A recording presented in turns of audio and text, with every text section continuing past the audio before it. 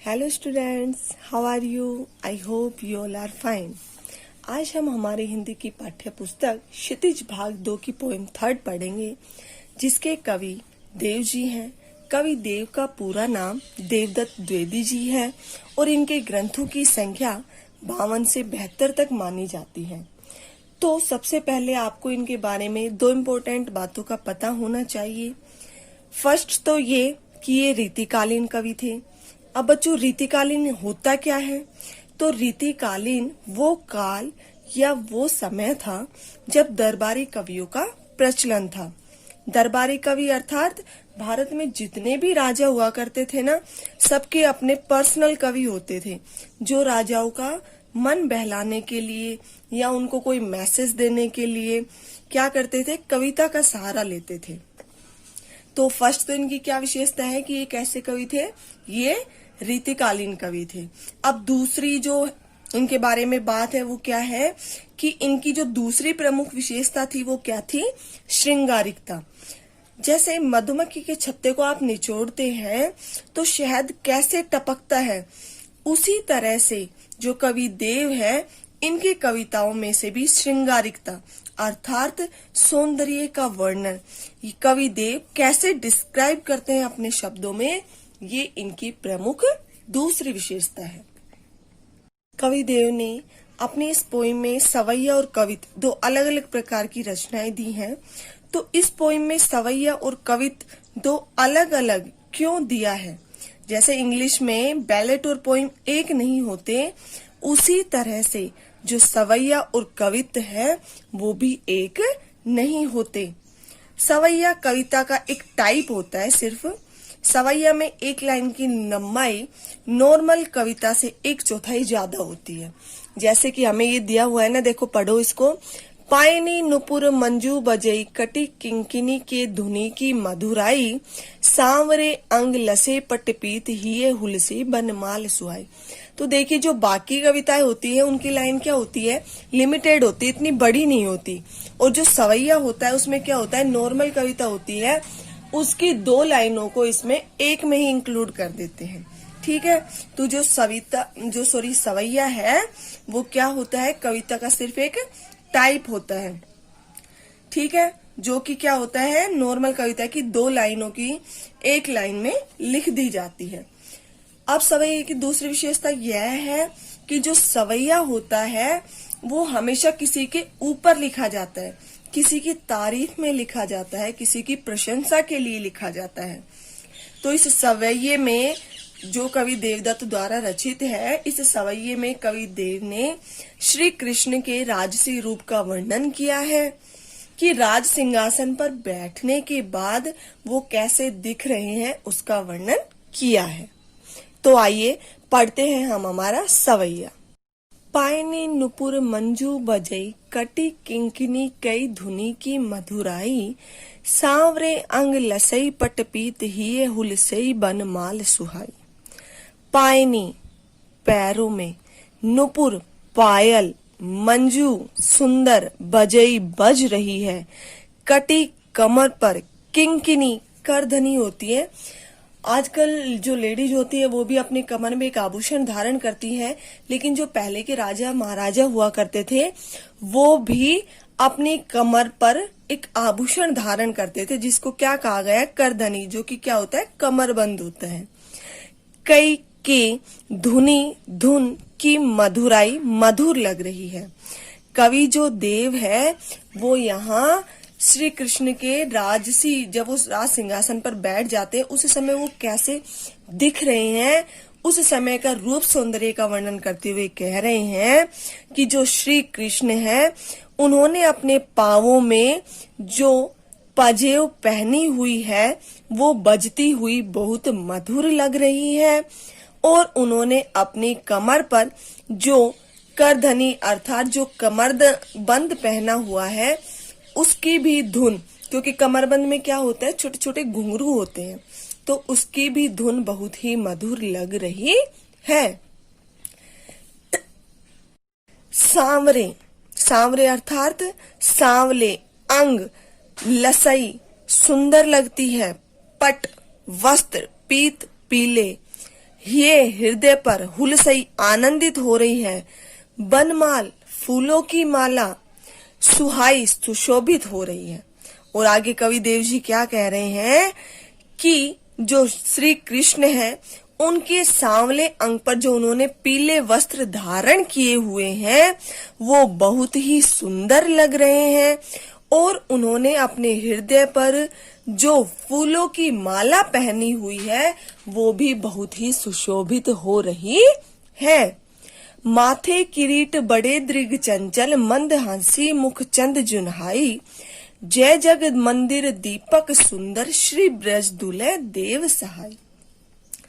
माथे मस्तक ललाट किरीट मुकुट बड़े दृग यानी नेत्र चंचल चंचल है मंद धीमी हंसी हंसी मुख चंद चांद के समान मुख जुन्हाई चांदनी जय जिस प्रकार जग संसार मंदिर मंदिर दीपक सुंदर सुंदर लगता है। श्री ब्रज दुल्हे ब्रज के दुल्हे श्री कृष्ण देव देव जी सहाय सहायक है। क्या कह रहे हैं यहाँ कवि देव कि श्री कृष्ण ने अपने माथे पर मुकुट धारण किया हुआ है और उनकी जो बड़ी आंखें हैं वो बहुत ही चंचल है।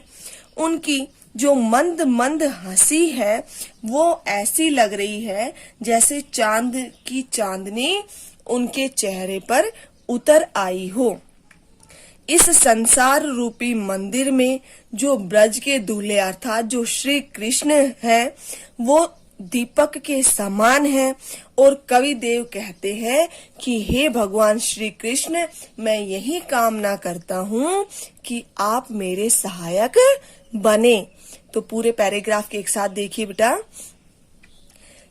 जो कवि देव हैं उन्होंने श्री कृष्ण के रूप सौंदर्य का वर्णन करते हुए कह रहे हैं कि श्री कृष्ण ने अपने पैरों में जो पाजेब पहनी हुई है उसकी आवाज बहुत ही मधुर है। वो पायल पैरों में बहुत ही सुंदर दिखाई दे रही है।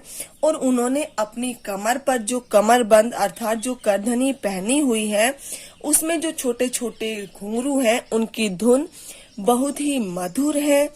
उनका जो सांवला शरीर है उन्होंने अपने सांवले शरीर पर जो पीले वस्त्र धारण किए हुए हैं वो बहुत ही सुंदर लग रहे हैं। और उन्होंने अपने हृदय पर उन्होंने जो फूलों की माला पहनी हुई है वो बहुत ही सुशोभित हो रही है। उन्होंने अपने माथे पर मुकुट धारण किया हुआ है और जो उनकी बड़ी आंखें हैं वो बहुत ही चंचल है। और उनके चेहरे पर जो हंसी है वो ऐसी लगती है जैसे कि चांद की चांदनी उनके चेहरे पर उतर आई हो। और इस संसार रूपी मंदिर में जो ब्रज के दूल्हे अर्थात जो भगवान श्री कृष्ण है वो दीपक के समान है। और मैं कवि देव यही कामना करता हूँ कि जो भगवान श्री कृष्ण है वो मेरे सहाय अर्थात सहायक बने। तो आइए अब देखते हैं हम कवि देव द्वारा रचित कवित अर्थात कविता। तो कवि देव की विशेषता है कि ये कविता में क्या दिखाते हैं, श्रृंगारिकता दिखाते हैं। श्रृंगारिकता अर्थात रूप सौंदर्य।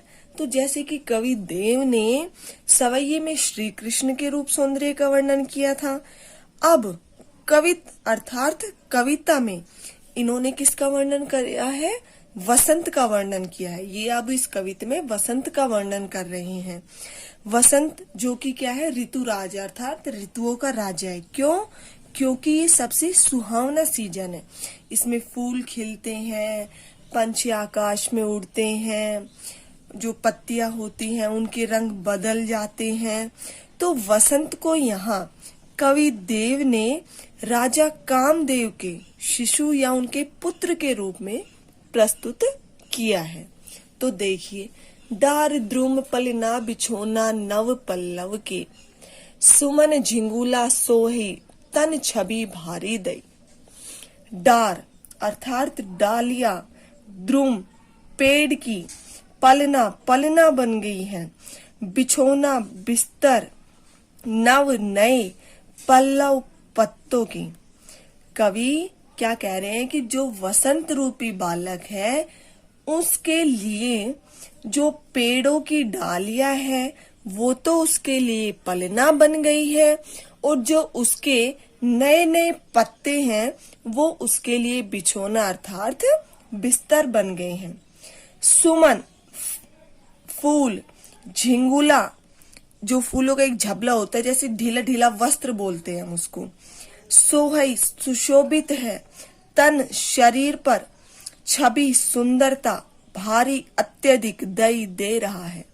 और कवि क्या कह रहे हैं कि जो वसंत रूपी बालक है उसने अपने शरीर पर जो फूलों के वस्त्र धारण किए हुए हैं वो उनके शरीर पर अत्यधिक सुशोभित हो रहे हैं, अत्यधिक सुंदर लग रहे हैं। पवन झुलावई केकी कीर बतरावई देव, कोकिल हलावई हुलसावई कर तारी दई।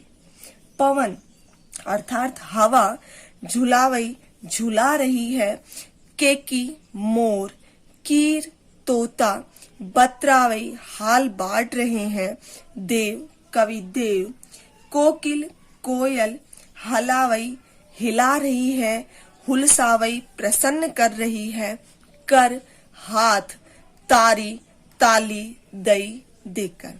और इन दो पंक्तियों में क्या कह रहे हैं कवि देव कह रहे हैं कि जो मोर और तोता है वो उसे किसे वसंत रूपी बालक को अपनी मीठी वाणी से उसका हाल बांट रहे हैं, अर्थात उसको क्या कर रहे हैं, आनंदित कर रहे हैं। और जो हवा है उसको धीरे धीरे झुला रही है, और जो कोयल है वो अपने हाव भाव से अपने हाथ से ताली बजाकर उसे क्या कर रही है, प्रसन्न कर रही है। पूरित पराग सो उतारो करई राई नोन, कंज कली नायिका लतान सिर सारी दई। इन दो पंक्तियों में कवि देव क्या बता रहे कि जिस प्रकार से जो छोटा शिशु होता है, छोटा बच्चा होता है, जब उसको नजर लग जाती है तो क्या करते हैं हमारे देश में, उसकी नोन राई उतारते हैं, नमक और राई लेकर उसके सर से पैर तक वो करते हैं, हम राउंड करवाते हैं अपने हाथ से उसको हाथ में लेकर, और फिर उस नोन राई को किस में डाल देते हैं, हम आग में डाल देते हैं ताकि उसकी नजर उतर सके। तो उसी प्रकार से यहाँ जो वसंत रूपी बालक है उसकी नोन राई उतारी, और कौन, वो देखिए। पूरित भरा हुआ, पराग फूलों के सुगंधित कण सो के समान, उतारो उतार रही है, करई नो राई नोन यानी कि जो बच्चों की नजर उतारने के लिए सिर के चारों ओर क्या कर रही है, राई नमक घुमा रही है।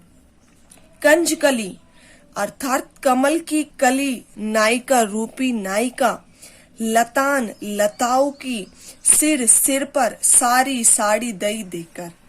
क्या कह रहे हैं कि जो कमल की कली रूपी जो नायिका है वो अपनी लताओं की साड़ी को अपने सिर पर धारण करके उस बच्चे की राई नोन उतार रही है, अर्थात जो उसको नजर लग गई है, उस पर जो आपत्तियां आ रही है उसको मिटाने का प्रयत्न कर रही है।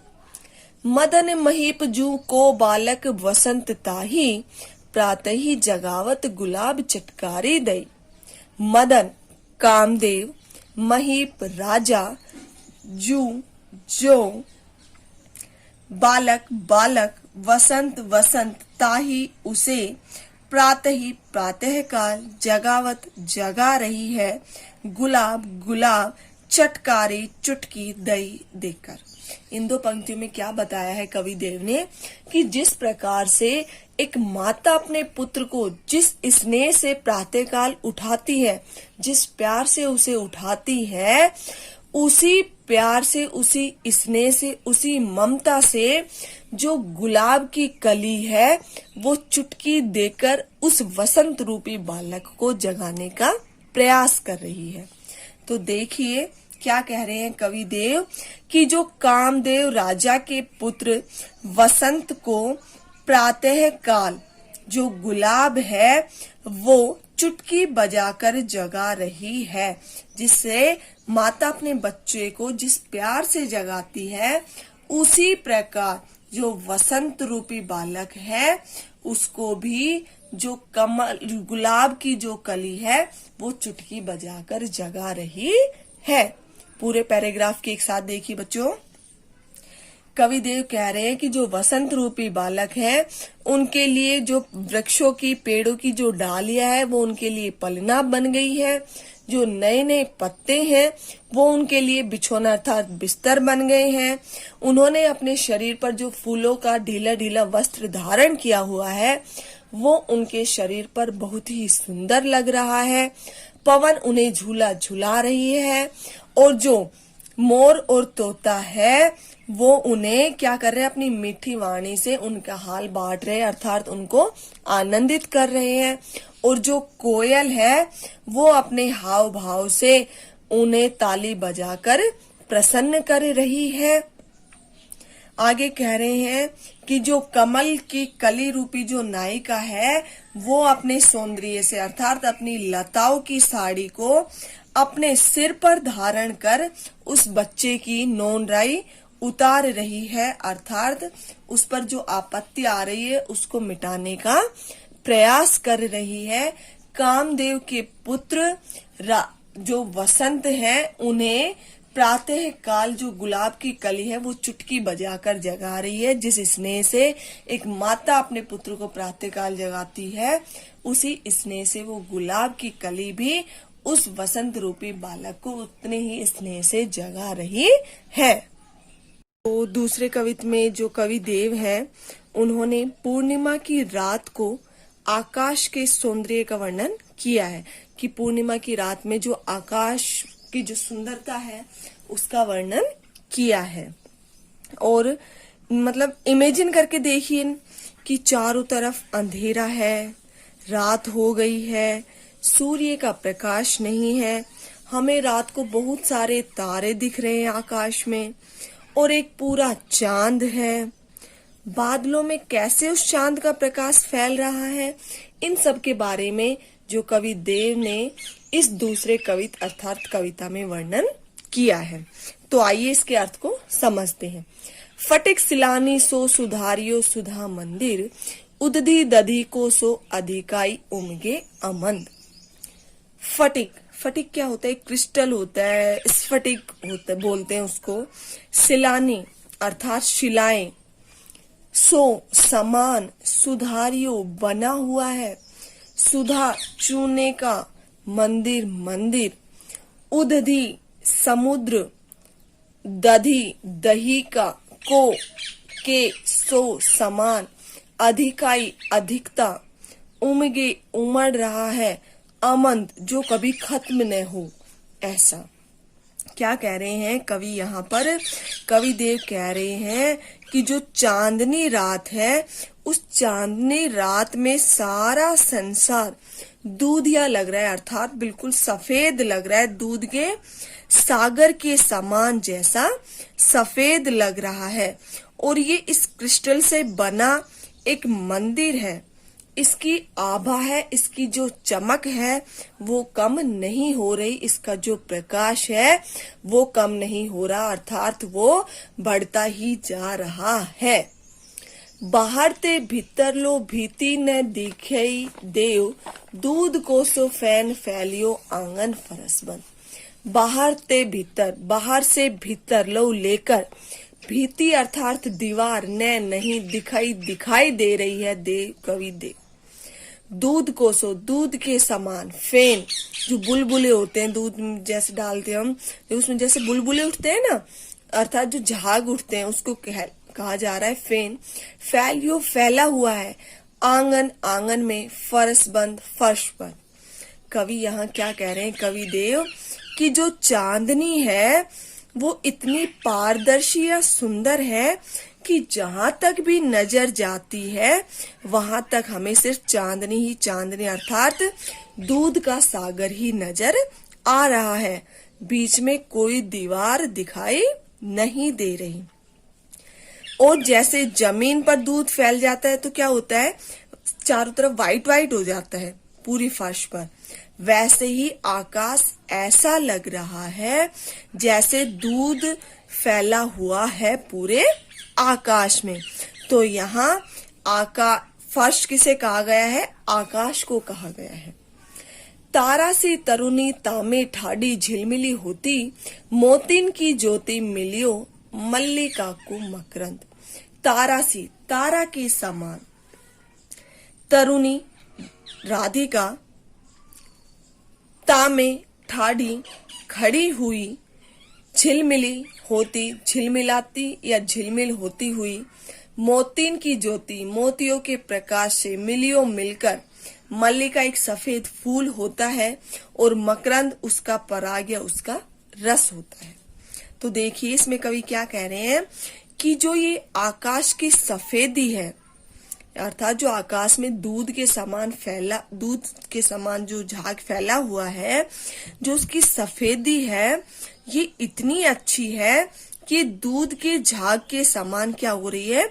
झिलमिला रही है, झिलमिल होती हुई हमें दिखाई दे रही है। अर्थात इस झाग में जो तारे हैं वो ऐसे लग रहे हैं जैसे सुंदर सुसज्जित किशोर हो। जो दूध के बुलबुले हैं, अर्थात जो दूध का झाग है, वो मोती की तरह क्या कर रहा है? चमक रहा है। जैसे मोती चमकते हैं वैसे ही क्या हो रहा है? दूध के बुलबुले चमक रहे हैं।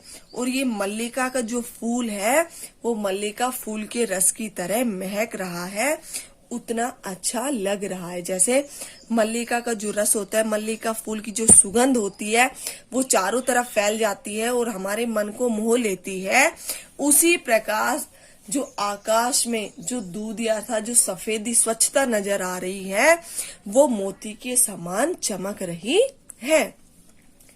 आरसी से अंबर में आभासी उजारी लगे, प्यारी राधिका को प्रतिबिंब सो लगत चंद। आरसी एक दर्पण या शीशा होता है। अंबर में, आकाश में आभा चमक सी उजारी प्रकाश लग रहा है। प्यारी राधिका यहाँ राधा माँ के लिए है, को प्रतिबिंब जो उनका प्रतिबिंब है, अर्थात जो उनकी परछाई है, सो के समान लगत लग रहा है चंद यानी चांद। पूरे आकाश में जो पूरा आकाश है, कवि देव कह रहे हैं कि वो शीशे या दर्पण की तरह लग रहा है, जिसमें जो राधा माँ का प्रतिबिंब है वो चांद के समान लग रहा है। अर्थात यानी कि जो दर्पण है वो इस तरह चमक रहा है जैसे आकाश में सफेदी फैली हुई हो, और वो ऐसा लग रहा है मानो जो चंद्रमा है वो प्यारी राधिका का क्या हो?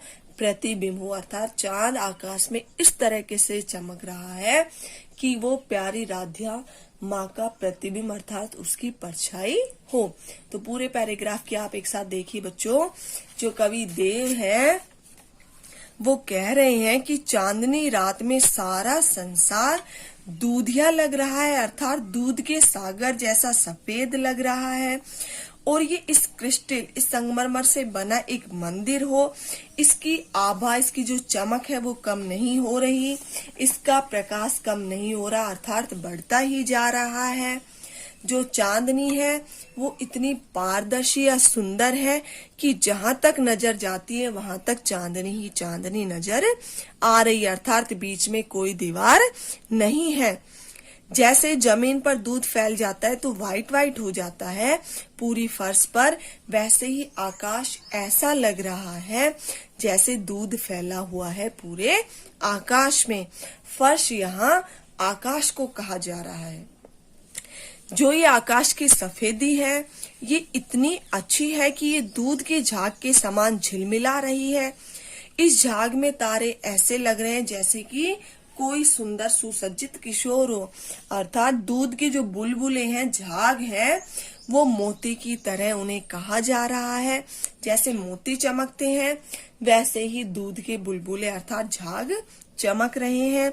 ये मल्लिका फूल के रस की तरह महक रहे हैं, अर्थात सुंदर लग रहे हैं और उतने ही अच्छे लग रहे हैं।